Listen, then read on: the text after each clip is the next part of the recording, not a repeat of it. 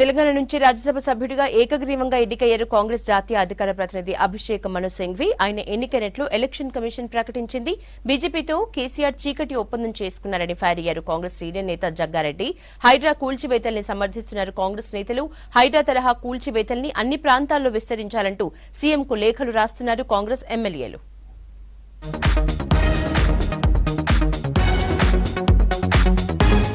తెలంగాణ నుంచి రాజ్యసభ సభ్యుడిగా ఏకగ్రీవంగా ఎన్నికయ్యారు కాంగ్రెస్ జాతీయ అధికార ప్రతినిధి అభిషేక్ మను సింఘ్వి.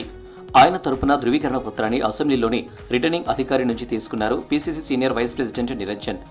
ఇటీవల మాజీ ఎంపీ కేశవరావు రాజీనామాతో ఈ స్థానం ఖాళీ అయింది. ఆయన స్థానంలో సింఘ్వి ఎన్నికయ్యారు. సింఘ్వి ఒక్కరే నామినేషన్ వేయడంతో ఆయన ఏకగ్రీవంగా ఎన్నికైనట్టు ఎలక్షన్ కమిషన్ ప్రకటించింది.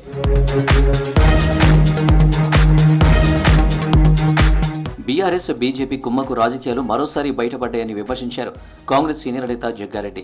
రాజకీయంగా కాంగ్రెస్ ను ఎదుర్కోలేక బీజేపీతో కేసీఆర్ చీకటి ఒప్పందం చేసుకున్నారని ఫైర్ అయ్యారు.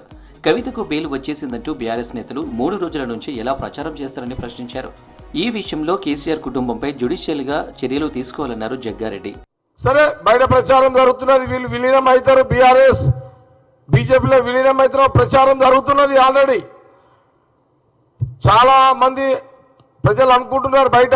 కానీ వీళ్ళ ఆలోచన విలీనం కావచ్చు, లేదా ఇద్దరు భవిష్యత్తులో విలీనం అనే ప్రచారం చేసుకుంటూ భవిష్యత్తులో వచ్చే ఎన్నికల్లో వీళ్ళిద్దరూ అలయన్స్లో ఎలక్షన్ పోయే యొక్క ప్రక్రియలో భాగమే ఈ కవిత బెయిల్ అని కాంగ్రెస్ పార్టీ చాలా స్పష్టంగా తెలియజేస్తున్నది. మహబూబాబాద్ జిల్లా కేంద్రంలో అన్యాక్రాంతమైన భూములను స్వాధీనం చేసుకుని కబ్జా చేసిన వారిపై చర్యలు తీసుకుంటామన్నారు ఎంపీ బలరాం నాయక్.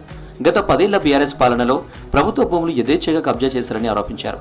దేశం కోసం ప్రాణాలు అర్పించిన మాజీ ప్రధాని రాజీవ్ గాంధీ విగ్రహాన్ని సచివాలయం ముందు ఏర్పాటు చేస్తే తప్పేంటన్నారు. మా గవర్నమెంట్ వచ్చింది, మేము కూడా తెలుగు తల్లి విగ్రహానికి సెక్రటరియట్ మధ్యలో పెడతామని మేము ఊహించి రాజీవ్ గాంధీ గారిది అక్కడ పెడతామని ఊహించినాం. మరి నువ్వు ముందే పెట్టుకొని ఉంటివి, కట్టేక ముందే చేసేసి పెట్టుకొని ఏమేమి పెట్టుకోవాలో పెట్టుకొని కన్స్ట్రక్షన్ చేయనుంటివి. తప్పులన్నీ నువ్వు దగ్గర పెట్టుకొని మేమేదో కడతానంటే చెప్తే అది కట్టిన తర్వాత మేము మా గవర్నమెంట్ వచ్చిన తర్వాత మాకు అధికారం వస్తుంది. అధికారం ప్రకారంగా మేము పెట్టడం జరిగింది. తప్పేమున్నది పెడతామని అంటే. తమ ఫామ్ హౌస్ రూల్స్ కి విరుద్ధంగా ఉంటే తానే దగ్గరుండి కూల్చేస్తానన్నారు ఎమ్మెల్సీ మాజీ మంత్రి పట్నం మహేందర్ రెడ్డి. గత ప్రభుత్వ హయాంలో అనుమతులు తీసుకుని నిర్మించామని చెప్పారు. తాను ఆక్రమించి కట్టినట్టు నిరూపిస్తే కేటీఆర్ వచ్చి అక్రమ కట్టడాలు కూల్చుకోవచ్చన్నారు. చెరువులు ఆక్రమించిన వాళ్లపై చర్యలు తీసుకోవడాన్ని సమర్థిస్తున్నానని తెలిపారు. నాదైతే కరెక్ట్ రూల్ ప్రకారం ఉన్నది. ఆ డాక్యుమెంట్లు మీ అందరికి ఇస్తా. పట్టా ల్యాండ్ ధరణిలో మా కొడుకు పేరు ఉన్నది, అది క్లియర్ ఉన్నది ల్యాండ్. ఎక్కడైతే చెరువులకు ఈ ల్యాండ్ కూడా చెరువులో పోతే కట్టొద్దని మాకు తెలుస్తుంది. అక్కడ కంపౌండ్ వాళ్ళు కట్టి ఉంటే నేను నిజంగా కూడా నేను తప్పు చేసిన వాళ్ళు కంపౌండ్ కూడా కట్టలే.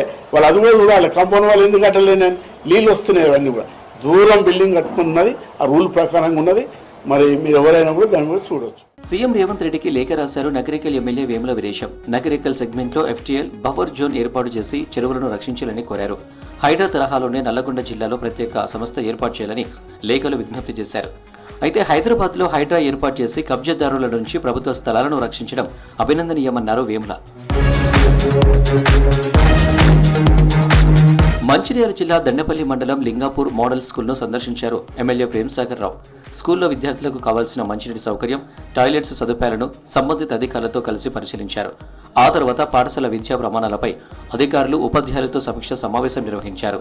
విద్యార్థులకు నాణ్యమైన మధ్యాహ్న భోజనంతో పాటు కనీస సౌకర్యాలు కల్పించాలని ఆదేశించారు ఎమ్మెల్యే ప్రేమ్సాగర్ రావు.